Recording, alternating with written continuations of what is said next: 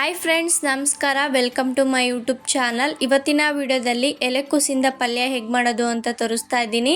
ನಾನಿಲ್ಲಿ ಮಸಾಲೆನ ಹಾಕಿ ಪಲ್ಯನ ಮಾಡ್ತಾ ಇದ್ದೀನಿ. ತುಂಬ ರುಚಿಯಾಗಿರುತ್ತೆ. ಎಲ್ಲರ ಮನೆಯಲ್ಲೂ ಮಾಡ್ತಾರೆ, ಬಟ್ ನಾನು ಡಿಫ್ರೆಂಟಾಗಿ ಮಾಡಿದ್ದೀನಿ. ಈ ರೀತಿ ಒಂದ್ಸಲ ಟ್ರೈ ಮಾಡಿ, ನಿಮಗೂ ಕೂಡ ತುಂಬ ಇಷ್ಟ ಆಗುತ್ತೆ. ಟೇಸ್ಟ್ ಅಂತೂ ತುಂಬ ಚೆನ್ನಾಗಿರುತ್ತೆ. ಹಾಗಾದರೆ ಪಲ್ಯ ಹೇಗೆ ಮಾಡೋದು ಅಂತ ನೋಡೋಣ ಬನ್ನಿ. ನಾನಿಲ್ಲಿ ಒಂದು ಬಾಣಲಿ ಇಟ್ಕೊಂಡಿದ್ದೀನಿ. ಬಾಣಲಿ ಕಾದ್ಮೇಲೆ ಒಗ್ಗರಣೆಗೆ ಎಷ್ಟು ಬೇಕೋ ಅಷ್ಟು ಎಣ್ಣೆ ಹಾಕೊತಾ ಇದ್ದೀನಿ.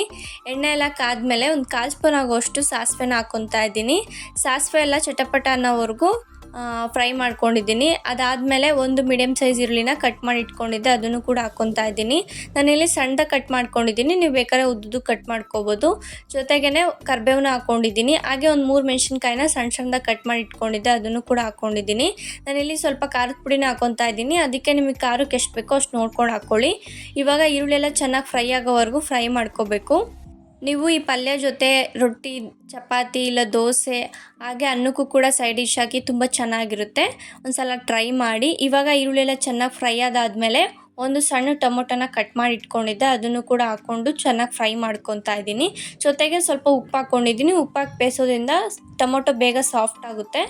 ಇವಾಗ ಎಲ್ಲ ಚೆನ್ನಾಗಿ ಫ್ರೈ ಮಾಡ್ಕೊತಾ ಇದ್ದೀನಿ. ನೀವು ಬೇಕಾದರೆ ಸ್ವಲ್ಪ ಒಗ್ಗರಣೆ ಕಡಲೆಬೇಳೆನೂ ಕೂಡ ಹಾಕ್ಕೋಬೋದು, ಅದು ಕೂಡ ಚೆನ್ನಾಗಿರುತ್ತೆ. ಇವಾಗ ಎಲ್ಲ ಟೊಮೊಟೊ ಚೆನ್ನಾಗಿ ಸಾಫ್ಟ್ ಆದಾದಮೇಲೆ ಒಂದು 1/2 ಸ್ಪೂನ್ ಆಗೋಷ್ಟು ಖಾರದ ಪುಡಿನ ಹಾಕ್ಕೊತಾ ಇದ್ದೀನಿ. ಆಲ್ರೆಡಿ ಮೆಣಸಿನ್ಕಾಯಿನೂ ಕೂಡ ಹಾಕ್ಕೊಂಡಿದ್ದೀನಿ. ನೀವು ನೋಡಿಕೊಂಡು ಖಾರಕ್ಕೆ ಎಷ್ಟು ಬೇಕೋ ಅಷ್ಟು ನೋಡ್ಕೊಂಡು ಹಾಕ್ಕೊಳ್ಳಿ. ಹಾಗೆ 1/2 ಸ್ಪೂನ್ ಆಗೋಷ್ಟು ಗರಂ ಮಸಾಲ ಹಾಕ್ಕೊಂಡಿದ್ದೀನಿ. ಜೊತೆಗೇ ಒಂದು 1/4 ಸ್ಪೂನ್ ಆಗೋಷ್ಟು ಅರಿಶಿನ ಪುಡಿನ ಹಾಕ್ಕೊಂಡು ಫ್ರೈ ಮಾಡ್ಕೊತಾ ಇದ್ದೀನಿ. ಮಸಾಲೆನ ಹಾಕ್ಕೋಬೇಕಾದ್ರೆ ಫ್ಲೇಮ್ನ ಫುಲ್ ಲೋ ಫ್ಲೇಮಲ್ಲಿ ಇಟ್ಕೊಂಡು ಮಸಾಲೆನ ಹಾಕ್ಕೊಳ್ಳಿ, ಇಲ್ಲಾಂದರೆ ಸೀದೋದಂಗೆ ಆಗಿಬಿಡುತ್ತೆ. ಇವಾಗ ಫ್ರೈ ಮಾಡ್ಕೊಂಡಾದ್ಮೇಲೆ ಕೋಸನ್ನ ಹಾಕ್ಕೊತಾ ಇದ್ದೀನಿ. ನಾನಿಲ್ಲಿ ಮೀಡಿಯಮ್ ಸೈಜ್ ಆಗೋಷ್ಟು ಕೋಸು ತೊಗೊಂಡಿದ್ದೆ, ಅದರಲ್ಲಿ ಅರ್ಧ ಕೋಸನ್ನ ಕಟ್ ಮಾಡಿ ಇಟ್ಕೊಂಡಿದ್ದೀನಿ. ನಾನಿಲ್ಲಿ ಚಾಪರ್ ಇರುತ್ತಲ್ವ, ಅದನ್ನು ಯೂಸ್ ಮಾಡಿಕೊಂಡು ಕಟ್ ಮಾಡ್ಕೊಂಡಿದ್ದೀನಿ. ನೀವು ಬೇಕಾದರೆ ಉದ್ದುದು ಕಟ್ ಮಾಡಿಕೊಂಡು ಹಾಕ್ಕೋಬೋದು. ನಿಮ್ಗೆ ಯಾವ ರೀತಿ ಬೇಕೋ ಆ ರೀತಿ ಕಟ್ ಮಾಡ್ಕೊಳ್ಳಿ. ಆದಷ್ಟು ಸಣ್ಣ ಕಟ್ ಮಾಡಿಕೊಂಡ್ರೆ ಬೇಗ ಬೇಯುತ್ತೆ ಅಂತ ಸಣ್ಣ ಕಟ್ ಮಾಡ್ಕೊಂಡಿದ್ದೀನಿ. ಹಾಗೆ ಇವಾಗ ಎಲ್ಲ ಚೆನ್ನಾಗಿ ಮಿಕ್ಸ್ ಮಾಡ್ಕೊಳ್ಳಿ. ಫ್ಲೇಮ್ನ ಫುಲ್ ಲೋ ಫ್ಲೇಮಲ್ಲೇ ಇಟ್ಕೊಂಡು ಚೆನ್ನಾಗಿ ಮಿಕ್ಸ್ ಮಾಡ್ಕೊಳ್ಳಿ. ನೋಡಿ, ಇವಾಗ ಚೆನ್ನಾಗಿ ಫ್ರೈ ಮಾಡ್ಕೊಂಡಿದ್ದೀನಿ. ಸ್ವಲ್ಪ ಹೊತ್ತು ಫ್ರೈ ಮಾಡ್ಕೊಂಡಾದ್ಮೇಲೆ ಸ್ವಲ್ಪ ನೀರು ಹಾಕ್ಕೊತಾ ಇದ್ದೀನಿ.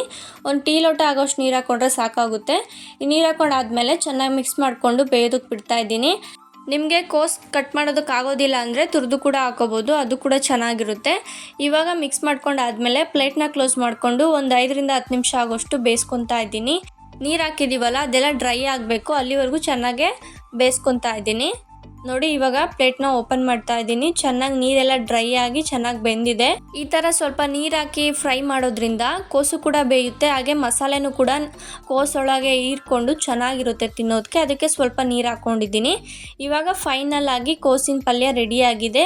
ತುಂಬ ರುಚಿಯಾಗಿರುತ್ತೆ. ನೀವು ಚಪಾತಿಗೆ ಇಲ್ಲ ದೋಸೆಗೆ ಇಲ್ಲ ರೊಟ್ಟಿಗೆ, ಹಾಗೆ ಅನ್ನಕ್ಕೂ ಕೂಡ ಸೈಡ್ ಡಿಶ್ ಆಗಿ ನೀವು ತಿನ್ಬೋದು. ತುಂಬ ರುಚಿಯಾಗಿರುತ್ತೆ. ನಾನಿಲ್ಲಿ ಚಪಾತಿಗೆ ಈ ಪಲ್ಯನ ಮಾಡ್ಕೊಂಡಿದ್ದೀನಿ. ನೀವು ಒಂದ್ಸಲ ಟ್ರೈ ಮಾಡಿ. ಈ ಥರ ಮಸಾಲ ಕ್ಯಾಬೇಜ್ ಪಲ್ಯ ತುಂಬ ಚೆನ್ನಾಗಿರುತ್ತೆ. ಟ್ರೈ ಮಾಡಿದ್ರೆ ಹೇಗಿತ್ತು ಅಂತ ಹಂಗೆ ಕಮೆಂಟ್ ಬಾಕ್ಸಲ್ಲಿ ಕಮೆಂಟ್ ಮಾಡಿ. ಇದೇ ಥರ ವೀಡಿಯೋಸ್ಗೋಸ್ಕರ ನನ್ನ ಚಾನಲ್ನ ಸಬ್ಸ್ಕ್ರೈಬ್ ಮಾಡ್ಕೊಳ್ಳಿ. ಈ ವಿಡಿಯೋ ನಿಮಗೆ ಇಷ್ಟ ಆಗಿದ್ದಲ್ಲಿ ಪ್ಲೀಸ್ ಲೈಕ್ ಮಾಡಿ ಮತ್ತು ಶೇರ್ ಮಾಡಿ. Thank you for watching the video.